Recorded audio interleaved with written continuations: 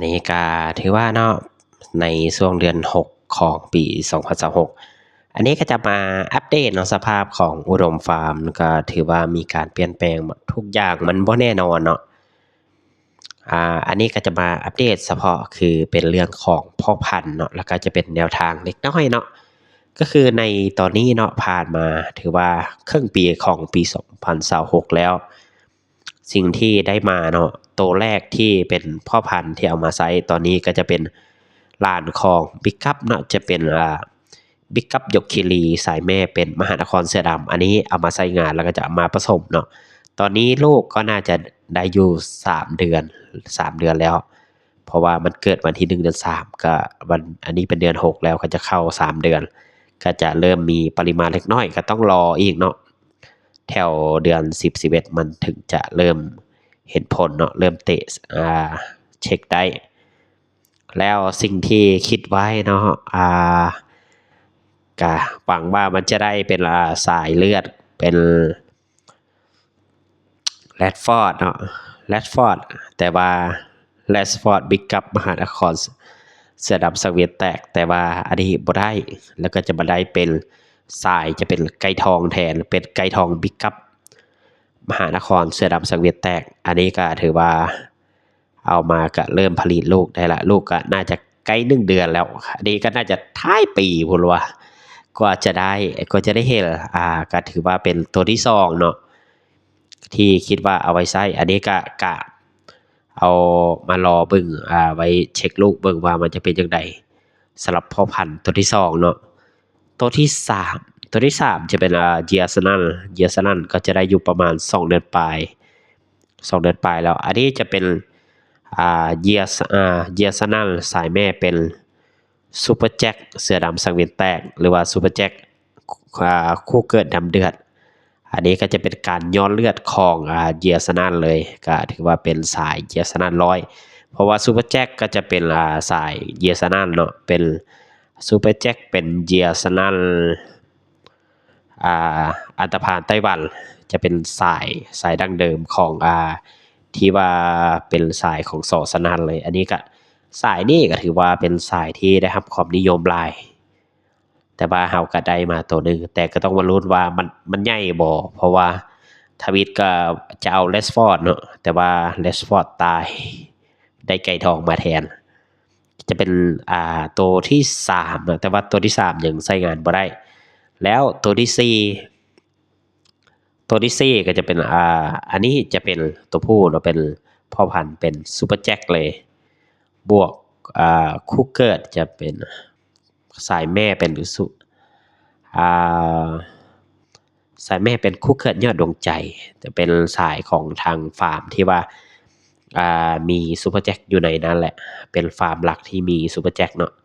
อันนั้นก็ถือว่าได้มาอันนี้น่าจะอยู่ประมาณ4เดือนปลายอีกประมาณ2เดือนก็ถือว่าน่าจะเริ่มใช้ได้ละ 4-5 เดือนละน่าจะใกล้เคียงแต่ว่าตัวที่4คืออาจจะมีโอกาสได้ใช้งานไวคืออันนี้เอามาก็ส่วนใหญ่ก็มันผสมเนาะผสมถ้าบางเทื่อก็ให้ทีมงานเอาไปเลี้ยงสำหรับลูกมาเนาะบางเทื่อเขาก็เลี้ยงเองรอฮอดอายุแล้วก็เช็คเบิ่งว่ามันผ่านบ่มันใช้งานได้บ่อันนี้ก็ต้องมาลุ้นอีกเทื่อนึงก็ถือว่าเนาะสำหรับตัวที่4ก็จะเป็นซูเปอร์แจ็คสำหรับตัวที่5เนาะเป็น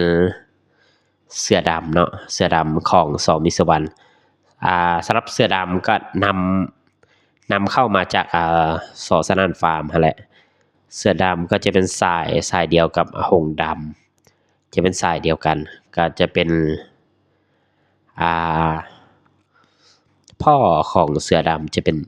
อินทรีดำบ่ละสายแม่เป็นยอดสนั่นหรือว่าเป็นแม่ย่างนี้แหละเป็นทางนี้แต่ว่าบ่ชื่อว่าใดแต่ว่าเสือดำมาสายเนาะจะที่เอามาตัวที่5พ่อจะเป็นเสือดำสายแม่จะเป็นทองดำเนาะโตทองดำ 30M ที่ว่าของสมีสวรรค์นั่นแหละที่เขาเข้ามาเนาะอันนี้ก็พอดีขอนำเข้าแต่ว่าอันนี้ยังเป็นจองซื่อๆใช้งานแท้ก็คือปีหน้าได้ใช้กว่าจะได้ใช้เนาะตัวที่5ก็ถือว่าเนาะจะใช้อยู่พ่อพันธุ์อยู่ประมาณ5โตแล้วก็แนวทาง แนวทางมันก็จะถือว่าใกล้เคียงเนาะมันอาจจะเน้นไปที่ซ้อซะนั่นจะเน้นไปซ้อซะนั่นหลายก็ถือว่าบ่เป็นหยังต้องมาเบิ่งอีกบาทหนึ่งว่ามันจะเป็นจังไดเพราะว่าในตอนนี้เนาะซ้อซะนั่นก็คือได้รับความนิยมน่าจะถือว่าเป็นอันดับหนึ่งอยู่ในตอนนี้เลยทางกระแสต่างๆและทางสายพันธุ์ทุกอย่างเนาะตอนนี้ก็ถือว่าได้รับความนิยมแล้วเราก็พอดีนำเข้ามาก็ถือว่าถึงเวลามีแต่ว่าตัวที่ใช้งาน2ตัวหลักๆยังบ่แม่นของสายตรงๆเขาเนาะจะเป็นสายร้านบิ๊กกัปนั่นก็ถือว่าโอเคได้แต่ว่ายังบ่สามารถรู้ผลสำหรับลูกเนาะที่เอามาผสมในตอนนี้ก็หาก็ได้3เดือนปลายก็ยังบ่ทันรู้เทื่อแล้วทางลูกไก่ทองเนาะหาก็ผสมได้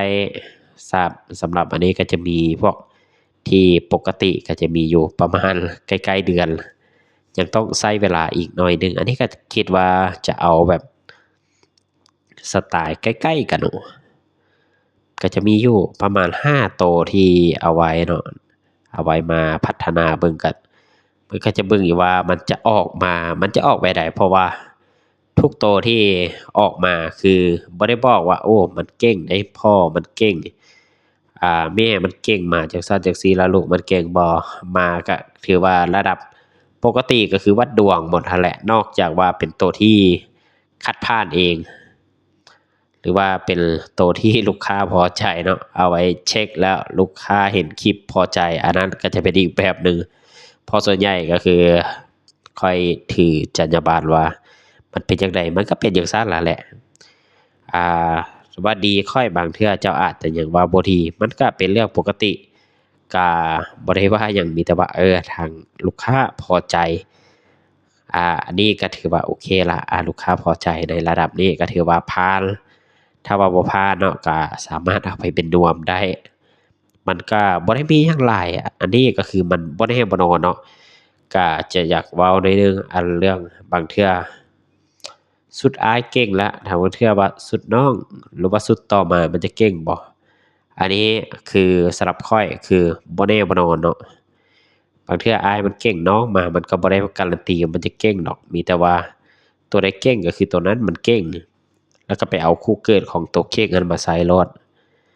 อันที่ว่าเป็นตัวแม่นะเอามาไว้ผสมเอาไว้พัฒนามาหยังต่อนะเอาไว้แบบนั้นโลดถ้าสิว่าโอ้สุดอ้ายมันอ่าไป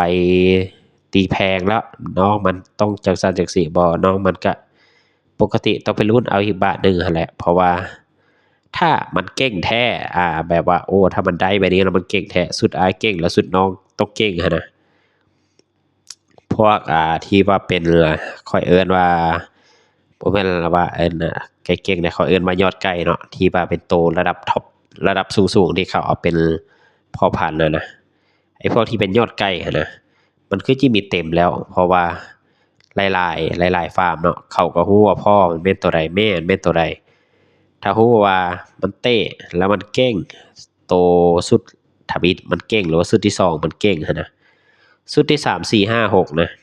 มันก็ผลิตออกมาเต็มคือกันถ้าเป็นตัวผู้ว่ามันเก่งหมดมันก็ได้เกินแล้วแหละมันก็จะเกิน อันนี้มันเป็นไปบ่ได้ดอกถ้าว่ามันจะได้แบบนั้นแต่ว่ามันอาจจะได้ใกล้เคียงหรือว่ามีโอกาสที่สูงขึ้นที่มันจะมีโอกาสเก่งอันนี้สำหรับที่ว่ามันจะได้มาตรฐานเนี่ยบ่ได้ว่าโอ้มันเก่งมันไกลคือกันบ่แม่นมันอาจจะได้มาตรฐานคือเตะคัดผ่านคือมันผ่านแล้วก็ไปวัดกันอีกบาทหนึ่งบ่แม่นวัดอย่างเดียวเราต้องเบิ่งกับว่าคู่แข่งเขาเป็นแบบใดเราสไตล์เราเสียเปรียบเขาบ่หรือว่าถ้าเสมอกันบ่มีฝ่ายใดเสียเปรียบอันนี้ก็ต้องวัดดวงกันอีกบาทหนึ่งถ้าว่าแนวทางเราเนาะมันออกมามันเสียเปรียบเขาเอาไปตีกับเขามันก็บ่มีทางเนาะที่ว่ามันจะไปได้เปรียบหรือว่าพลิกล็อกมาหยังเพราะว่าไก่มันบ่ได้นั่นเนาะมันเป็นสัญชาตญาณของมันที่ว่ามันออกมาจังใดมันก็แบบนั้นมีแต่บางตัวที่ว่าเป็นสายตีเชิงบ่ที่ว่ามันจะมีทักษะหน่อยหนึ่งแต่ว่าถ้าเจ้าเป็นเชิงหลายเนาะพอแต่เอาลงไปผู้เดียวเขาเจ้าก็จับไก่ออกเจ้าก็เสียฟาวล์ก็มีเนาะอันนี้เนาะ